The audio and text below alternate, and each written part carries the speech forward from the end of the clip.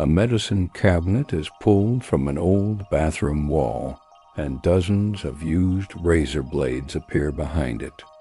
They were not hidden there by accident.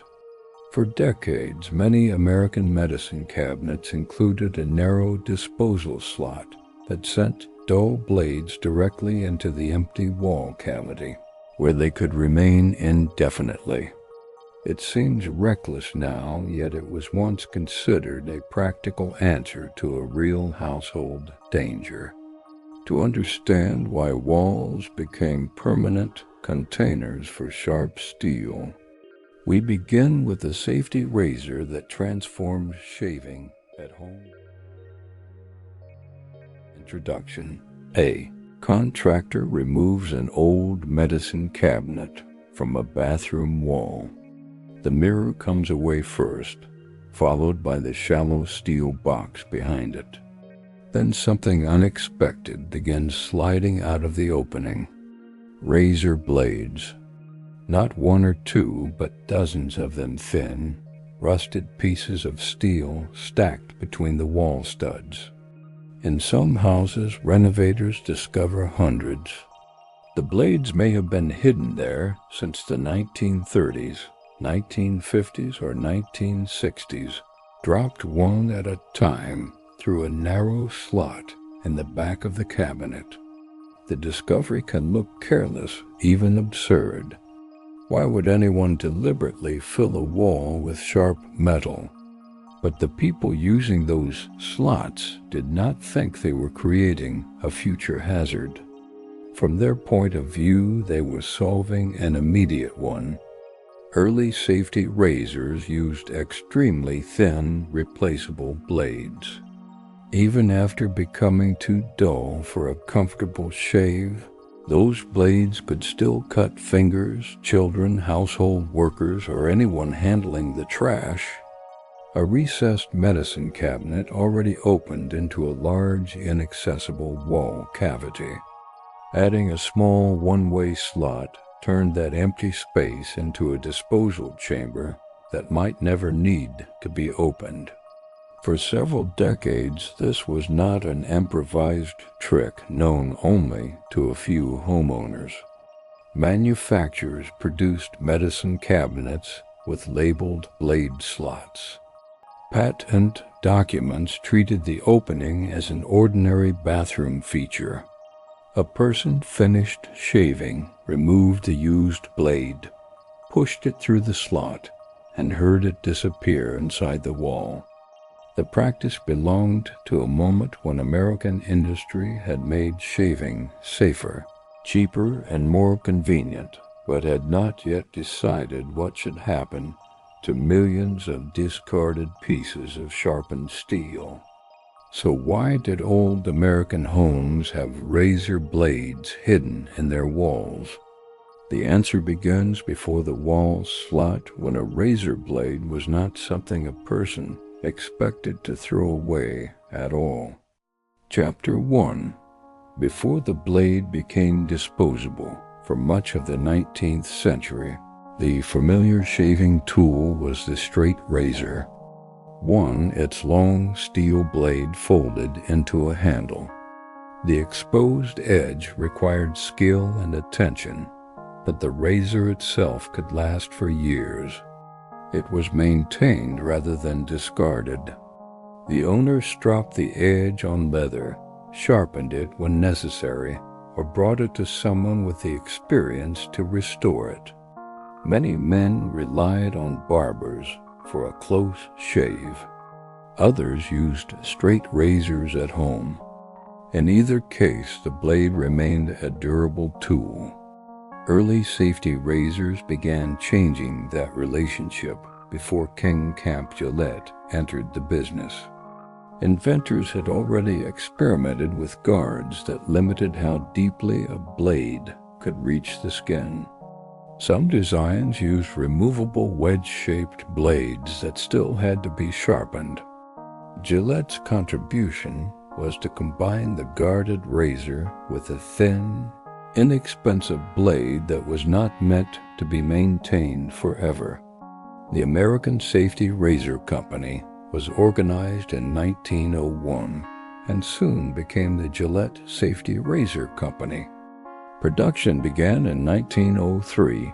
Gillette received his best-known patent. In November 1904, the system separated the razor into two different kinds of object. The handle and head were durable. The blade was replaceable. A user placed a thin piece of steel into the razor, tightened the head, shaved until the edges became dull or corroded, and then installed another blade. There was no need to master the maintenance of a straight razor or regularly pay a barber. The design did not eliminate the possibility of cuts, but the protective head made home shaving more accessible. A clean-shaven face could now be maintained with a compact tool stored beside the sink. The new business model was just as important as the engineering. A company might sell the razor once, but the customer returned repeatedly for blades. Packs of replacements became an ordinary consumer purchase.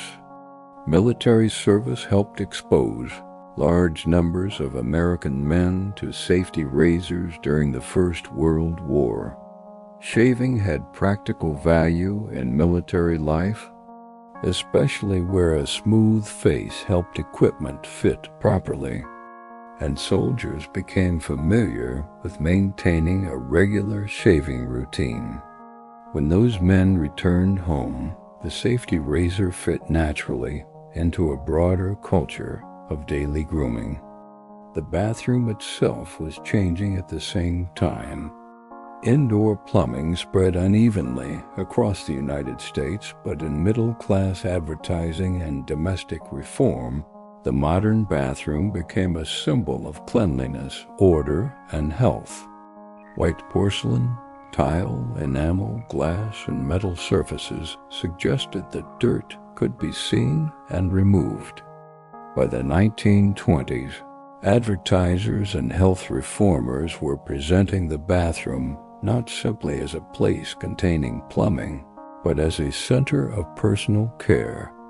The mirrored medicine cabinet became part of that environment. Two mounted above the sink, it placed grooming supplies at eye level while using very little room. Tooth powder, shaving soap, combs, medicines, brushes, and replacement blades could all be kept behind one reflective door. The arrangement made shaving more private and more routine. A person no longer needed to visit a barber for every shave or store a large grooming kit elsewhere in the house. The tools were waiting beside the basin, but the replaceable blade introduced an object the older bathroom had not needed to manage. A straight razor returned to its case. A dull safety razor blade became waste. It was almost weightless, easy to overlook, and sharp on two sides. Dropping it loosely into a waste basket was possible, but it could remain dangerous long after it had left the razor. Wrapping the blade or keeping a separate metal container required an additional habit. Manufacturers had created a blade convenient enough to replace frequently. Now they needed an equally convenient place to make the old one disappear. Chapter 2. The Slot Behind the Mirror. The exact origin of the wall disposal slot is difficult to trace to one inventor or one date. Medicine cabinets were made by many manufacturers, and blade openings appeared in different forms. Some were cut into the metal back of a recessed cabinet. Others appeared directly in wall tile or in a small metal plate near the sink. Some were clearly labeled used razor blades. Others were simply narrow openings, whose purpose was obvious to the original owner, but mysterious to anyone encountering them decades later. The idea depended on a feature already built into the room. A recessed medicine cabinet did not hang entirely on the wall's surface. Its metal or wooden body extended into the space between the studs. Installing it required an opening in the plaster or wallboard. Behind the back panel was a larger hidden cavity. A manufacturer could punch a narrow slot through the cabinet without adding a collection bin, drawer, or complicated mechanism. The blade passed through the cabinet, fell behind it, and came to rest at the bottom of the stud bay or on whatever obstruction it encountered. From inside the bathroom, the process seemed complete. The user did not see the blade again. A child could not reach it. It could not cut through loose paper in a wastebasket or surprise someone emptying the bin. The wall itself isolated the sharp object from normal household activity. 3. The solution appears reckless only when the wall is imagined as something temporary. For the original homeowner, the cavity was sealed and inaccessible. The cabinet might remain in place for decades. The wall might never be opened during the owner's lifetime. A double-edged blade was so thin that a large number could fall into the same space without visibly filling it. The slot therefore worked like a permanent one-way vault. There was usually no door at the bottom, no instruction to empty the blades, and no planned maintenance. Disposal did not mean moving the object toward a municipal waste stream. It meant placing the object somewhere inside the building where it could no longer cause an immediate injury. This logic was not unique to razor blades. Older buildings often contained spaces that accepted materials without making their eventual removal simple. Ashes, coal, laundry, letters, kitchen waste, and household goods moved through chutes, shafts, dumbwaiters, service openings, and access panels. Architecture frequently handled everyday labor by separating one area of the house from another. The razor slot was a very small example of the same impulse. It separated the clean bathroom from its dangerous waste. The feature also matched the optimistic language of the modern bathroom. The mirrored cabinet hid clutter. Smooth enamel hid the rough framing behind the wall. A narrow labeled opening transformed a used blade from a problem into something that vanished with one movement of the hand. The wall absorbed the evidence of consumption. The practice became established enough that it appeared casually in documents unrelated to blade disposal. A patent application filed in 1962 described a new way to hang collapsible tubes, such as toothpaste or shaving cream, inside a medicine cabinet. One illustration suggested placing the hook into the U.S. razor blade opening. The patent called that opening a feature ordinarily found in a conventional medicine cabinet.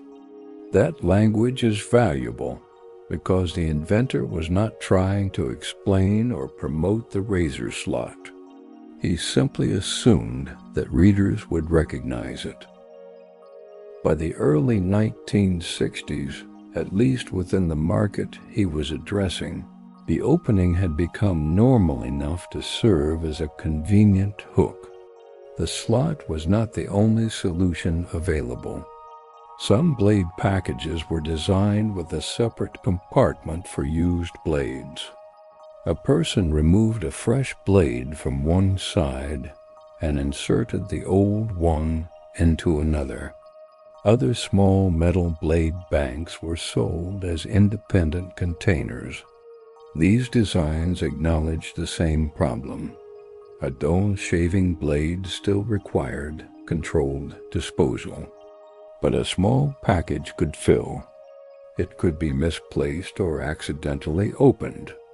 A wall cavity offered far more space and demanded no future decision from the user.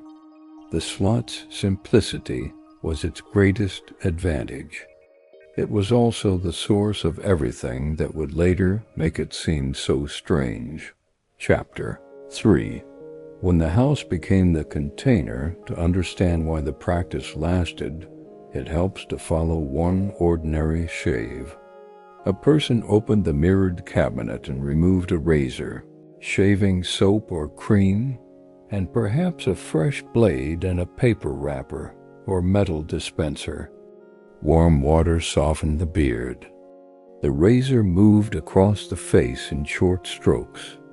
After several shaves, the blade began to pull rather than cut cleanly. Carbon steel blades were vulnerable to moisture and corrosion, especially in a humid bathroom. A blade might be changed because it felt dull, showed rust, or no longer produced a comfortable shave. Replacing it required careful handling. A traditional double-edged blade was thin enough to flex. Its two long cutting edges remained exposed when removed from the razor. The dullness that made it unpleasant for shaving did not make it harmless to a fingertip. The user opened the razor head, lifted out the blade by its short ends, and pushed it through the slot.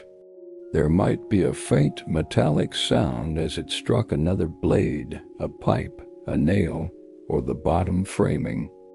Then the cabinet door closed, and the bathroom looked orderly again. This small ritual transformed the house into part of the product's disposal system. The manufacturer supplied the blade. The medicine cabinet maker supplied the opening. The building supplied the final container. No one necessarily coordinated those three parts. The system emerged because they fit together. The practice also reveals how people define safety. The blade slot was safe in the immediate sense. It removed a sharp object from hands, shelves, floors, and waste baskets. It kept the blade away from children and from people managing household trash. But the design did not eliminate the hazard. It relocated it in time and space. For the residents, the blade was gone. For a future plumber, electrician, carpenter, or renovator, it was waiting behind the wall. That delayed risk was easy to ignore because remodeling practices were different. Many cabinets remained untouched for years. Bathrooms could be updated without removing every section of wall. A person using the slot in 1948 had little reason to picture someone tearing out the cabinet in 1998. Even when a remodel eventually occurred, the blades did not always appear immediately. They could become trapped on horizontal blocking, lodge against pipes, or fall into a lower floor or ceiling cavity. Removing one section of wall might release only part of the collection. Moisture added another complication. Bathrooms are humid, and older blades were often made from steel that corroded readily. Decades inside a wall could leave them brown, stained, and brittle. Rust changed their appearance, but it did not guarantee that every edge had become safe to touch. A pile of hidden blades could therefore remain hazardous, even after the shaving era that produced it had passed. The practice was not equally common in all homes.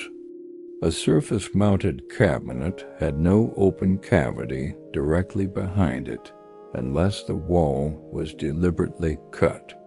Some builders and cabinet makers omitted the slot. Some households preferred containers. Others may never have used the feature, even when it was present. The title does not describe every old American home. It describes a widespread enough feature to leave the same discovery in houses and apartments across different regions.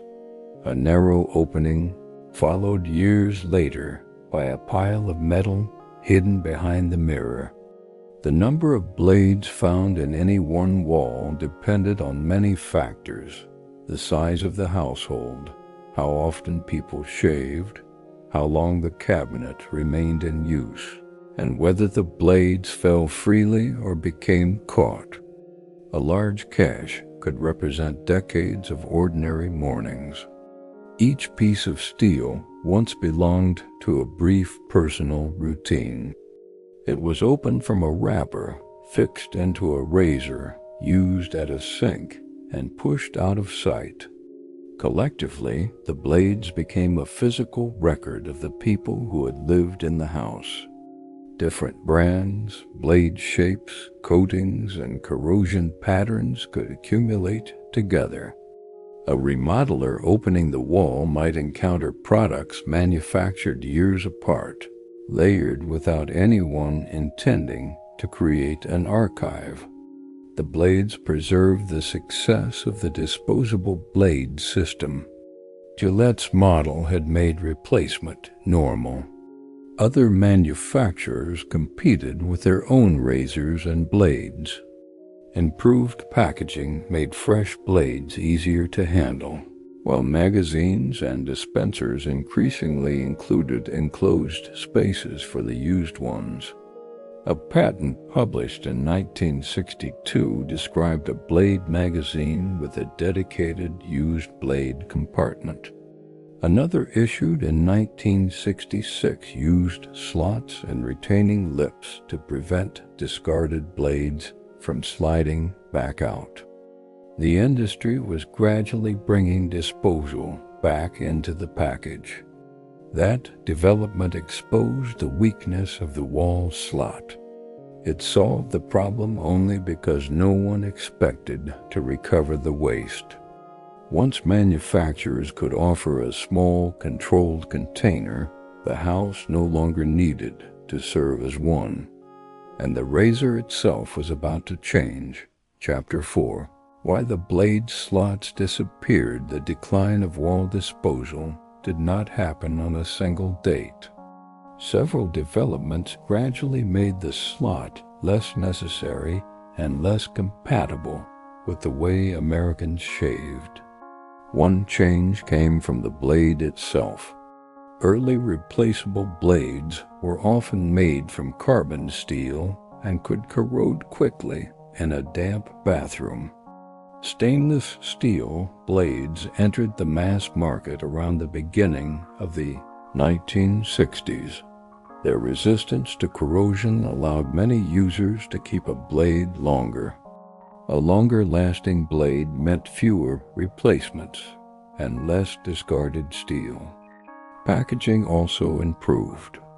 Blade dispensers could release a fresh blade while offering a separate space for the old one.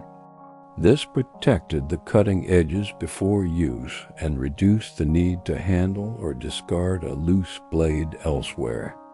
The more significant transformation came from cartridge systems. Instead of removing a flexible double-edged blade from a metal razor, the user replaced a plastic head containing a secured blade or group of blades. The cutting edges remained inside, a larger object that was easier to grasp and harder to push through a narrow medicine cabinet slot. During the 1970s, fully disposable razors also gained popularity. In these products, the handle and blade assembly were discarded together. Neither system made waste disappear.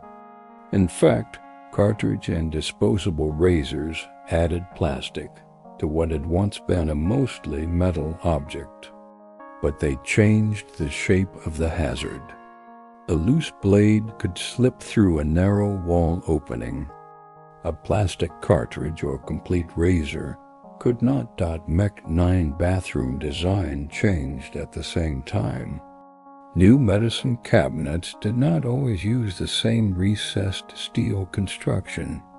Larger vanities, drawers, surface-mounted mirrors, and different storage systems became common. Renovations removed many of the original cabinets that had contained the slots. Waste handling changed as well. Rigid containers, blade banks, improved packaging, and clearer methods of wrapping or containing sharp objects gave households alternatives to dropping blades into the building. Modern sharps disposal awareness also made the idea of leaving exposed metal inside a wall feel less acceptable. Yet the old slot did not disappear instantly. Some cabinets manufactured late in the 20th century retained the feature, especially commercial or institutional models. At least one recessed steel medicine cabinet is still sold with a razor blade slot today. That survival matters because it prevents the story from becoming too simple. The wall slot was not abandoned because everyone suddenly recognized it as irrational.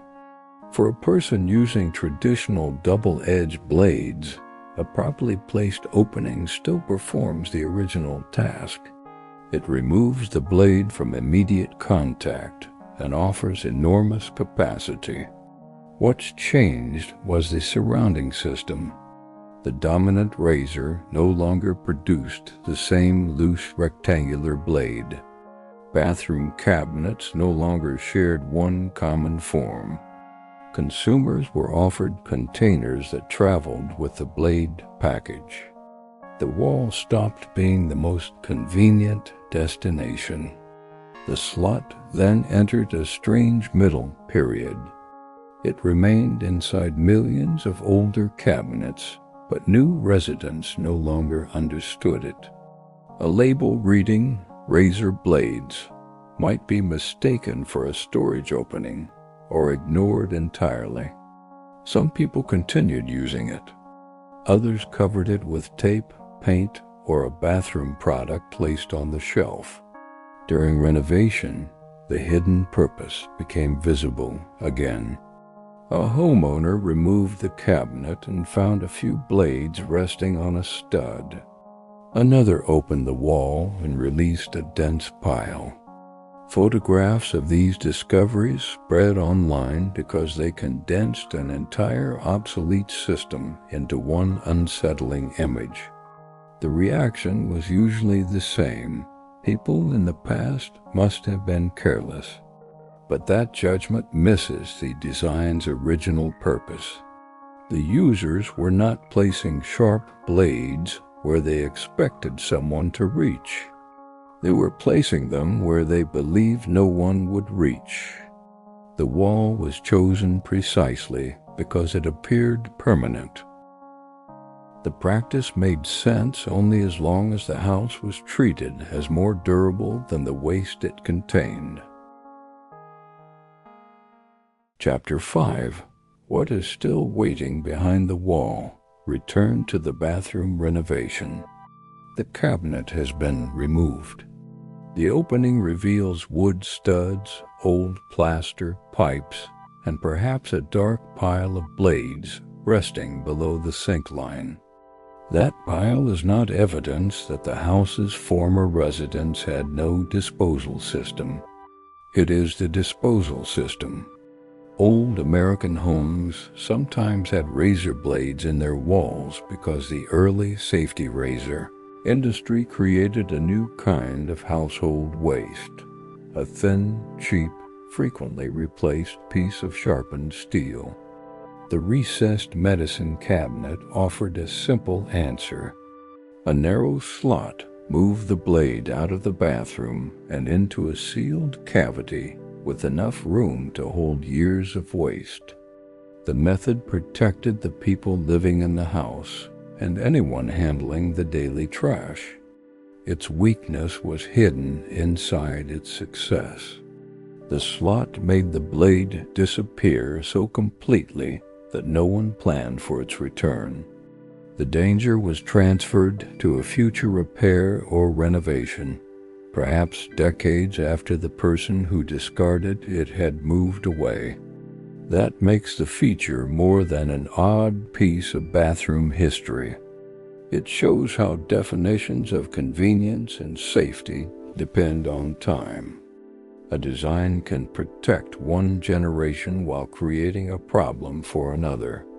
It can appear clean from the finished side of the wall while storing everything untidy behind it. The same question continues with modern products. Double-edged safety razors have regained a following among people who prefer durable handles and small metal blades. Modern users often collect the old blades in compact blade banks or sturdy containers. Some programs accept properly contained metal blades for recycling, depending on local rules. The essential problem has not changed. A blade too dull to shave with may still be sharp enough to injure someone. Today, the safer answer is usually a container that can eventually be removed, closed, and handled deliberately, not an open cavity that belongs to the house forever.